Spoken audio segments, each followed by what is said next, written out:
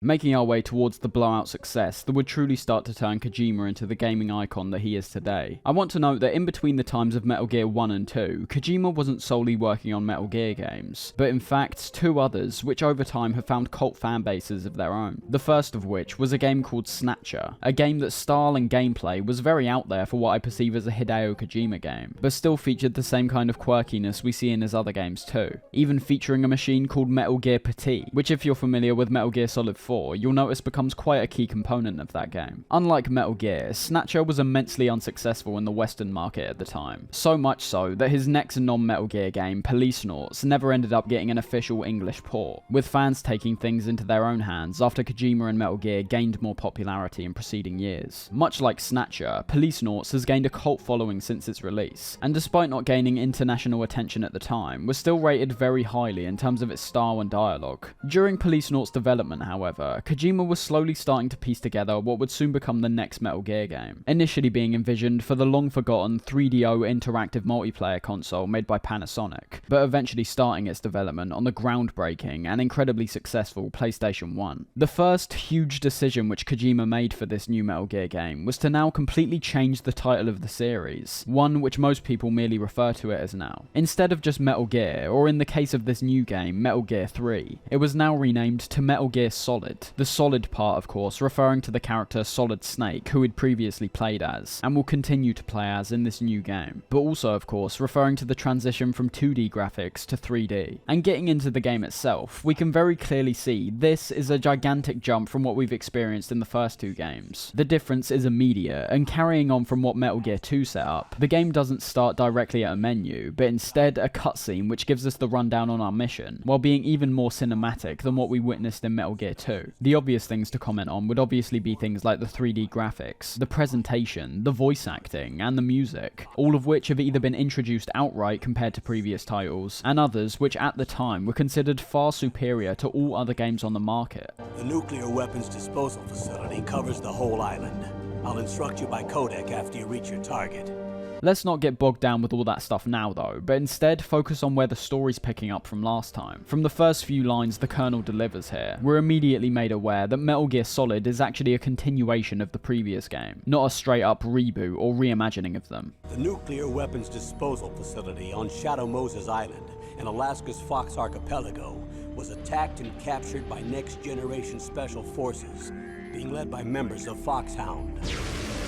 He mentions how one of the world's nuclear disposal facilities, which was set up in Metal Gear 2, has been captured by a group of Foxhound members, this place being referred to as Shadow Moses Island. Big Boss is confirmed to be dead once and for all here, so there's no way that he's behind this operation, at least not physically. The team of Foxhound members demand to be given Big Boss's remains, otherwise a nuclear weapon will be launched. Quite similar stakes to the previous games, with nuclear catastrophe being the main threat once again. Foxhound is described as being Snake's former unit here. Snake and the Colonel are no longer associated with Foxhound, with the unit instead being turned into something entirely different. Foxhound is now made up of 6 villains which we'll end up meeting, all of them being led by someone calling themselves Liquid Snake, being interesting immediately because of the correlation between Snake and Liquid's code names. The end of this cutscene finally takes us to the main menu, with one of the many small details which make this game so unique, which I suppose goes for most of Kojima's games to be fair, where you can move around either your D-pad or the analog stick and watch the background also move around, as well as change colours. There's a few options we can select from this start screen, of course the most obvious one being to start a new game, but there's also a briefing tab which gives us even more backstory on our mission, and also a VR training tab which we'll talk about later. I didn't particularly like the idea of sitting through the briefing tab before or after the main game, primarily because of the presentation of these cutscenes. They're portrayed through a camera lens and feature stylized drawings, which while looking great I could hardly even see due to how distorted the entire image is. This is a stylistic thing of course, Kojima matches these very same visuals numerous times in future games, but it's that paired up with the length of all these briefings which just makes them feel like too much of a slog to start the game off with, and too unnecessary once the game's over. We will go over some of the key information here though, as there is stuff here which we aren't actually told about in the main game, or is only passively mentioned. Firstly, Snake is shown in the first briefing tape to be hesitant to even go on this mission. What do you want from me?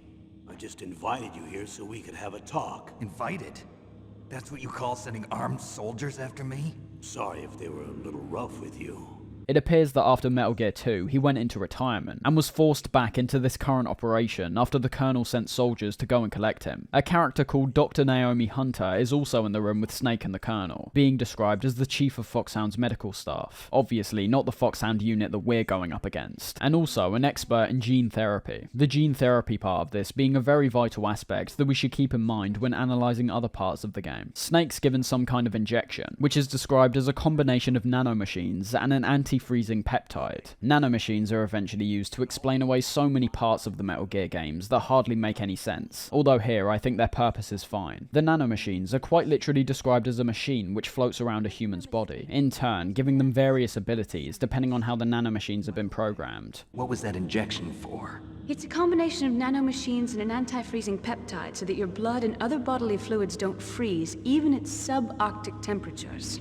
Nanomachines? In Snake's case, for example, the nanomachines he was injected with continually replenish his adrenaline, nutrition, and sugar levels in his bloodstream, meaning there's no need for Snake to search for a supply of food during his mission. Snake's objectives revolve around rescuing 2 hostages the Foxhound unit have captured, and stopping any potential nuclear threat being launched. The first hostage being the chief of DARPA, Donald Anderson. DARPA referring to the real-life Research and Development Agency for the US, standing for Defense Advanced Research Projects Agency. And the second being the president of the fictional Arms Tech Corporation, Kenneth Baker. There's a few briefings after this, which is where more of my issues come into play. Things like the further clarification we're given on our insertion method. We're literally told we're going to infiltrate Shadow Moses in the exact same way we see at the start. There's nothing to actually learn here, except being told Snake's suit represents the latest advances in polythermal technology, which is why we don't freeze to death right away. That's a big issue with Kojima's writing, and it's a part that, while charming, has led to a lot of criticisms. Not the kind of writing that tells you about quirky facts that hardly correlate to the actual game. I think that stuff gives Metal Gear a unique charm. What I'm referring to is information that we can pretty much already gather in our own minds, being elaborated on to an arduous degree. In many ways, this is for me the main thing which will eventually represent the Metal Gear franchise as a whole, explaining things to an overwhelming and oftentimes unnecessary degree, and as a result having people perceive the plot as convoluted and confusing, when in reality it really isn't when you understand the core themes. I won't linger on these briefings for much longer, as a lot of the information in these does eventually crop up in the actual game, but the other main things we can take away from these briefly are more related to questions that are currently unanswered. The DARPA chief and Arms Tech president were held hostage because they were both present at Shadow Moses at the exact same time, potentially hinting at some shady goings on which Foxhound weren't even a part of. There's also things like the mention of the Human Genome Project, which Foxhound are using to actively strengthen all of their soldiers. Science has apparently gotten to the point where particular genes which cause negative effects to the body can be removed, while also having the capability to splice in superior genes to create a more effective soldier. It's referred to as gene therapy, and the example that's given here makes everything a lot clearer. The genes which cause sickness and disease can quite literally be removed from the body now. So if someone were to have or be prone to getting cancer, this gene can be removed and replaced with a gene that gives them a much higher resistance. Big Boss is used as the basis of this combat-related genetic research, trying to use his genetic information to create soldiers which showcase his same level of skill in combat, this being the main reason why Liquid and his Foxhound unit want his remains. It's a bit strange considering Snake bested Big Boss in both fights he had with him, but there is a reason for that, which we'll eventually see. The next generation special forces are described by the Colonel as simulated soldiers, and passively by Snake as video game players, due to them primarily having training in VR. If you ask me, these so-called next-generation special forces should be called simulated soldiers. They have no real battle experience. Video game players, huh? With the gene therapy process being the main thing which makes them adequate resistance. And with all that out the way, it's time to get into the game. Compared to the first 2 games, which only had easy and normal, there's now 4 different difficulty options to choose from, with the new difficulties, hard and extreme, introducing several more things which make the experience much harder. Things like having you be able to hold less ammo for your weapons, having enemies give out higher amounts of damage, while also having their sightlines be increased compared to the lower difficulties. A great incentive to replay the game multiple times, rooms to really put your skills to the test. Starting the game, there's several key things that get thrown at us, which all individually make up why Metal Gear Solid was seen as such a groundbreaking release. The first of which, as you've already seen from the opening cutscene, is the presentation of the cutscenes themselves. Kojima is very clearly taking influence from movies with how he's carrying these scenes out, which, if you know the man, or just check his social media, you'll know movies are incredibly important to his creative process. In recent years, I think the influence goes so far that it actually works against him at points. Here though, this was, in my opinion, somewhat revolutionary. He chooses to open the game by flashing the cast members on screen, creates a great atmosphere using mise-en-scene with very purposeful and distinct shot choices, like when Snake emerges from the water before we get a faint glimpse at our main antagonist, Liquid Snake, all being paired up with a mysterious soundtrack, which does a lot to reflect the tone of the game.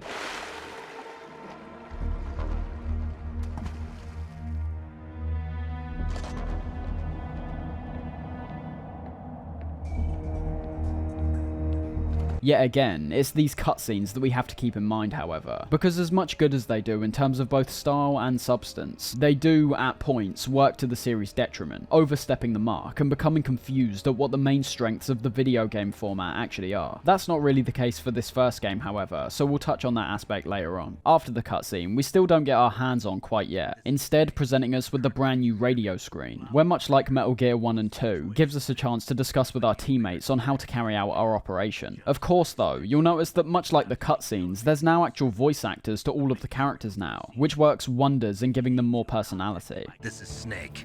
Colonel, can you hear me? Loud and clear. What's the situation, Snake? I not only think all of the voice actors here elevate the writing to a substantial degree by not making us have to sit and read everything that's coming up on screen ourselves, but it's the talent that's on show here from the majority of voice actors that's even more impressive. Snake, played by David Hayter, is obviously the standout highlight of all the cast, going down as easily one of the most recognisable voices in gaming history, and for good reason too. His voice perfectly fits the rough and tough mercenary that he's been painted out to be, and in my personal opinion, it's in the first two Metal Gear Solid games where Snake's voice shines the brightest. Especially in Metal Gear Solid 1, Snake's voice, while still being gruff, is delivered very naturally, which is what a lot of the voice actors do here. Going for a more naturalistic approach makes the situation we're put in feel even more real. Having the voice lines be overstated and over the top would have taken a lot away from the dialogue in my opinion. And as a result, what we see here isn't just impressive in terms of when the game was released, but also still great to look at nowadays. The other voices we hear right now are the Colonel, who's voiced by Paul Eading, who in my eyes is about on par with Snake in terms of his delivery and how distinct and personalised he makes the Colonel's character with his voice alone. You'll have to take the elevator to the surface, but make sure nobody sees you. If you need to, contact me by codec. The frequency is 140.85. Snake and Colonel Campbell off the bat are two characters that I immediately feel would falter if taken over by any other voice actor. Both Hayter and Eading appear to put their all into these guys and make these characters their own. You might also be wondering what this radio screen actually is this time round. In Metal Gear 1 and 2 it was an actual radio, but now we've switched over to a system referred to as the codec. The codec stems from the idea of a cochlear implant that runs off battery power, which is useful not only for swift communication due to Snake only having to put his hand up to his ear to hear whoever he's talking to, but it's also a more discreet option compared to pulling out the transceiver and radio that we saw in the last two games. Something that we should bear in mind, however, is that much like the previous two games, the iconic codec screen, which is another element that would come to define the Metal Gear games, isn't actually reflecting what the characters are seeing. It's merely a visual to keep the players interested. In reality, the technology here still only boils down to audio communication, which might sound obvious, but because of a few other very gamey aspects of the game which also play into the codec system, I could understand people perceiving the codec as far more fantastical than it actually is. We'll talk more on the codec later though, with the Colonel sending us on our way with an extremely juxtaposing comment to the atmosphere when he tells us to push the select button to activate the codec once again. When you want to use the codec, push the select button. We're thrust into the gameplay. I enjoyed this opening moment for a number of reasons. As we can see, the credits of the developers are still flashing up on screen, so giving players back control at this point acknowledges both the player's role here, that being to play the game, as well as more of the developers who created it. This section's almost like a mini taster for several gameplay concepts that are about to quite literally be explained to us in a few minutes time. Things like the new radar that can be seen in the top right, removing the items and life bar from the screen, which makes it less cluttered and the experience more immersive. Stepping stepping on some of the puddles on the ground indicate that noise which we generate can still be identified by the enemy, and this time not by a specific obvious looking floor tile, but more dynamic instances like puddles which take up a more unconventional surface area. What was that noise? It's kind of pointless talking about these things right here, however, considering they do get explained very shortly after this, but I do still really like the approach of having players make these kinds of discoveries themselves, before being given further clarification after the fact. For as over-explainy the Metal Gear games might be at points, moments like this put you in the shoes of Solid Snake very well, by having you work off merely your own instincts and prior knowledge of how the Metal Gear games function for a period of time. Rising up the elevator, we get the first moment in the Metal Gear series for me that just oozes cool, that being the pairing up of music with Snake's detaching of his scuba equipment, as well as when the title comes up on screen, of course.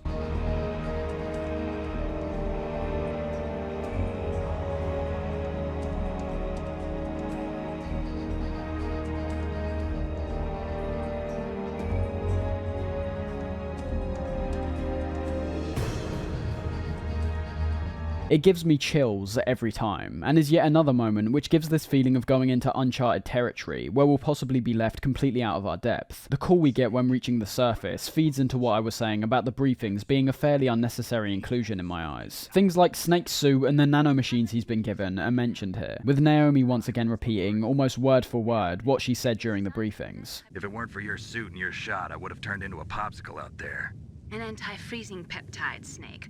All of the genome soldiers in this exercise are using it. Information being given out through a long-winded briefing versus natural dialogue. I know which one I prefer at least. Liquid takes off in a Hind D right in front of us, a helicopter that we become more than familiar with by this point. And when getting back onto the call, we're introduced to another new character, that being Mei Ling. Nice to meet you, Snake. It's an honor to speak to a living legend like yourself. She's described as the visual and data processing specialist, and I think she's one of the only voice performances that is slightly over the top, having this pretty stereotypical Asian English accent, which only lasts for this game, and gets changed in all other future iterations of her character. I wouldn't say it's particularly racist to any degree, despite some fans feeling that way, although she is described as being raised in America, which may lead you to think she'd have more of an American twang to her accent. You'll find a lot of children being brought up around people who are speaking in their native tongue, will naturally lead to them developing an accent that more adheres to those ethnicities as well. Snake's interaction with Mei Ling is where we really start to see some of the more campy elements get introduced in the dialogue, something which will only get further reinforced, not only in this game, but also the series as a whole. Mei Ling gives us a rundown of the brand new Soliton radar system, which we're told she actually developed, as well as the codec system. The bright dot in the middle is you, Snake.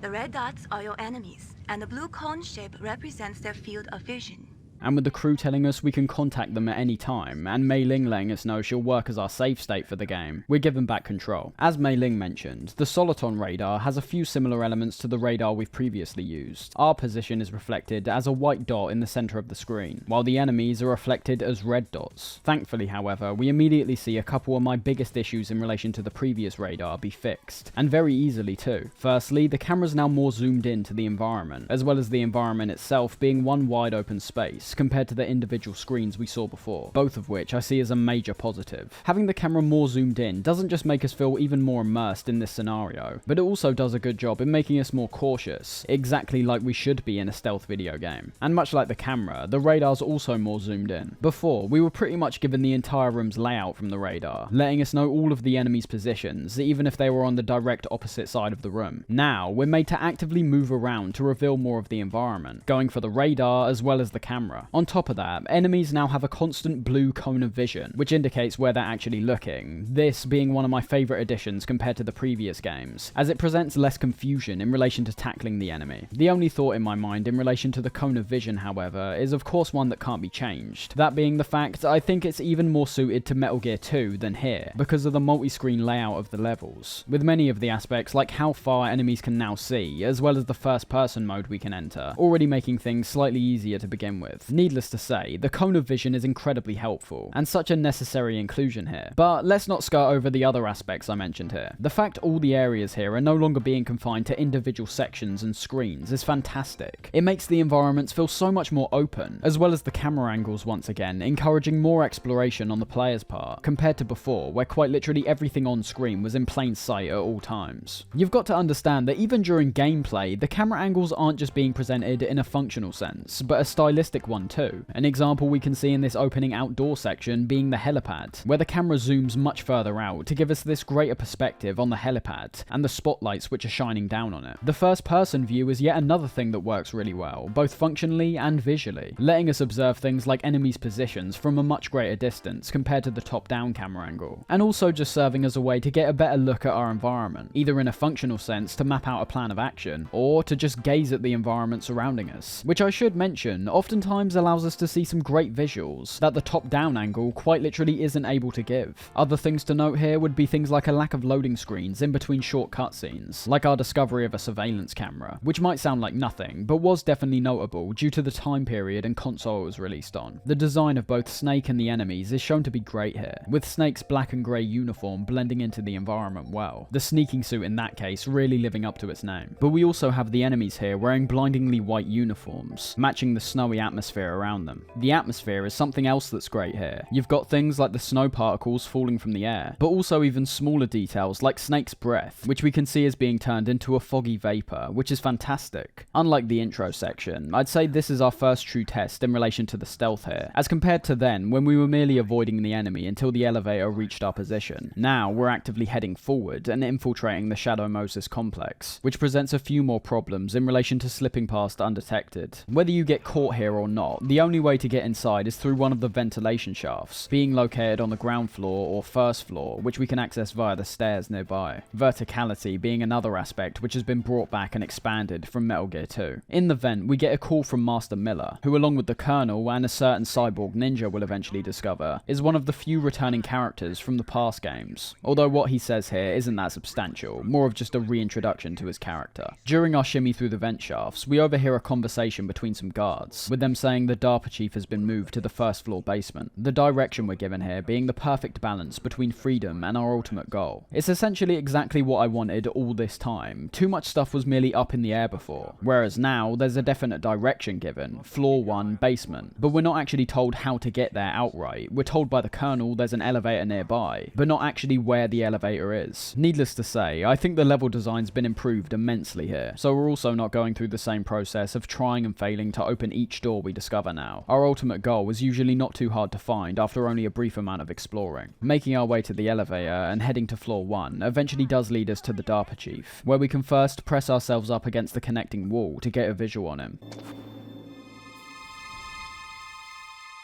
before heading back into the vents and dropping into his room from above. It should be mentioned here that the Colonel actually has a personal stake in this mission. Snake has been entrusted with rescuing his niece, Meryl, who we can also see when looking down one of the several vent openings here. Is that a woman? Not me. Another of which, of course, being the DARPA chief, but another also featuring this. Ugh, kinda damn cold. I hate Alaska. Boy, oh boy, that woman is built all right. Confronting the DARPA chief, his real name being Donald Anderson, we're informed that another Metal Gear is being housed in this facility, one that's capable of launching nukes to any country from any place on Earth, and also one that's fully complete and ready to be used. Metal Gear. It can't be. You knew? Metal Gear is one of the most secret black projects. How did you know that? We've had a couple of run-ins in the past.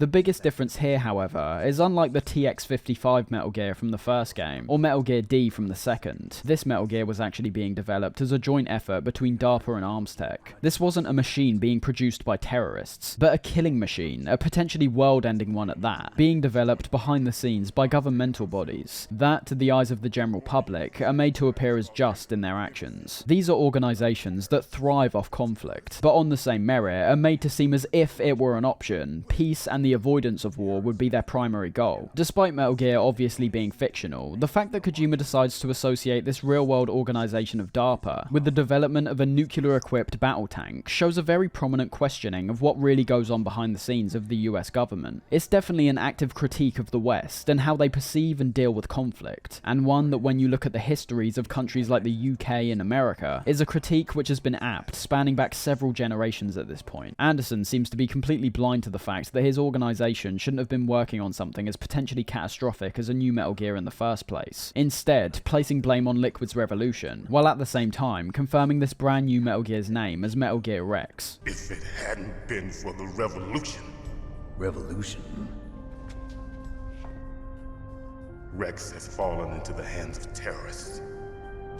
Rex? Metal Gear Rex. The code name for the new Metal Gear prototype. We're told by Anderson that himself, along with Baker, have the 2 passwords which will activate the nuclear warhead. Anderson's password already being extracted, due to Psycho Mantis's telekinetic abilities. Which might sound strange, considering the direction of most of the enemies in Metal Gear up to this point seem more grounded, but actually works quite well when presented in context. We're told that Baker is located somewhere in the 2nd floor basement, hidden behind some walls that appear different in colour, and also that he holds 3 card keys which can apparently deactivate the nuclear launch sequence. As we're about to leave, Anderson appears to suffer some kind of heart attack, screaming out why, as if this is something that's been done to him by somebody else, not just an unexpected heart attack. Hey, what happened?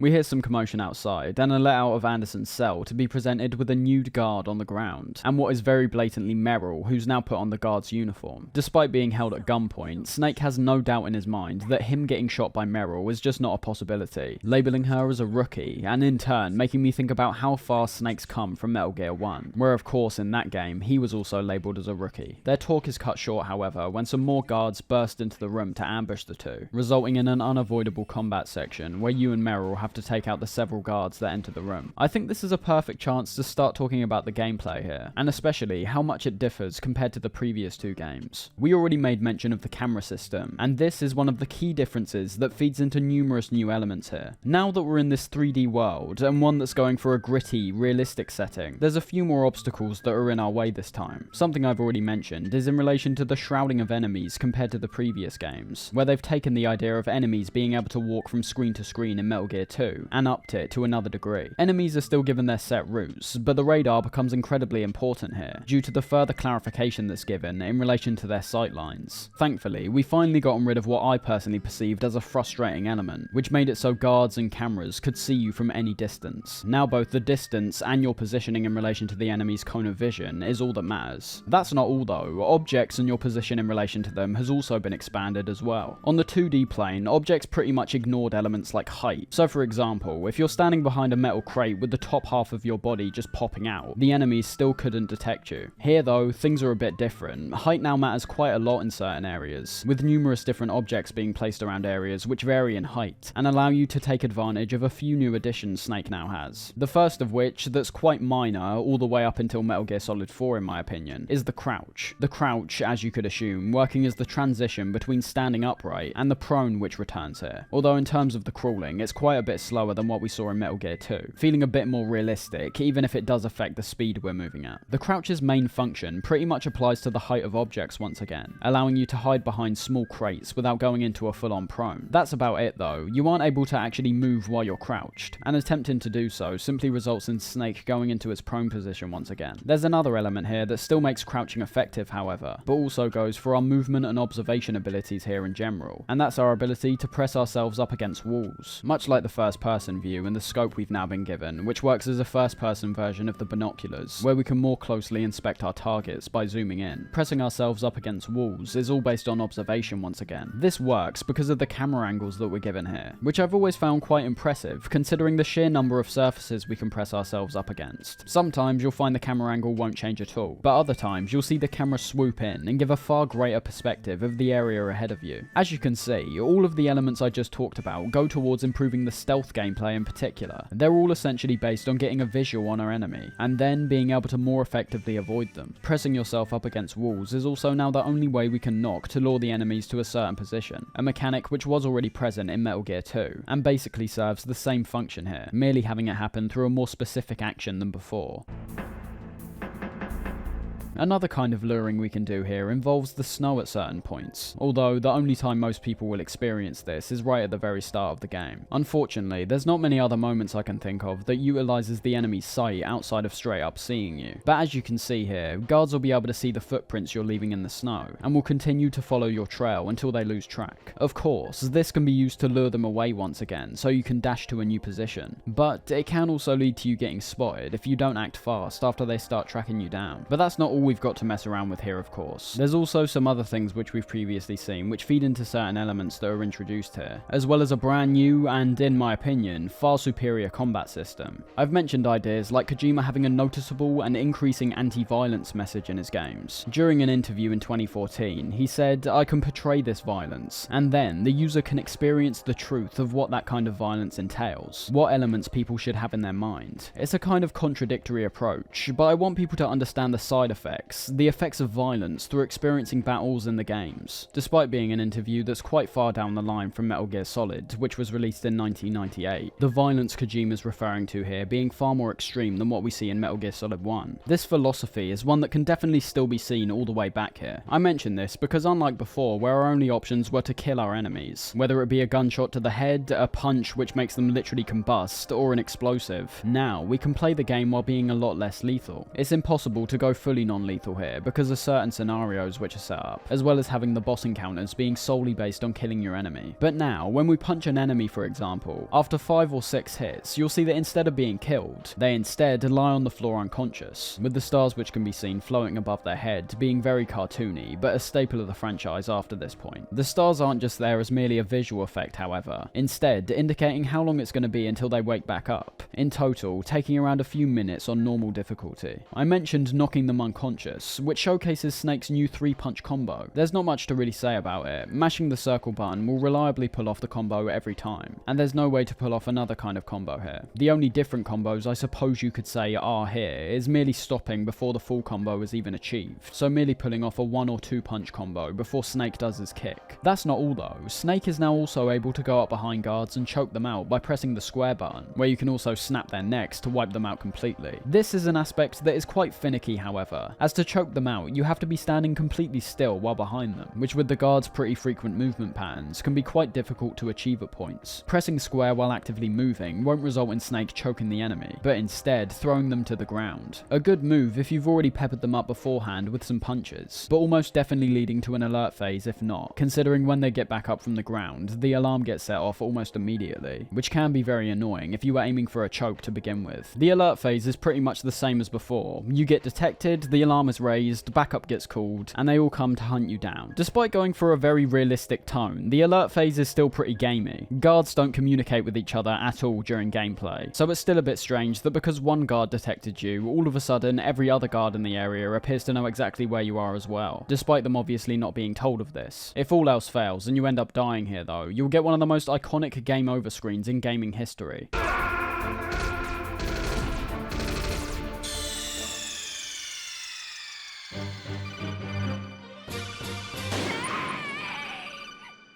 There's not much to really say about it, outside of the label I just gave it. Iconic. The music is bombastic, your teammates' cries cut deep, regardless of who it is, and I think it works as good motivation to get right back into the experience. One thing that is fantastic though is the music, carrying over the dynamic soundtrack idea once again, where the music raises from the fairly downbeat songs that play across the main areas we're sneaking through, to the upbeat, intense music which has come to define the alert phases in these games.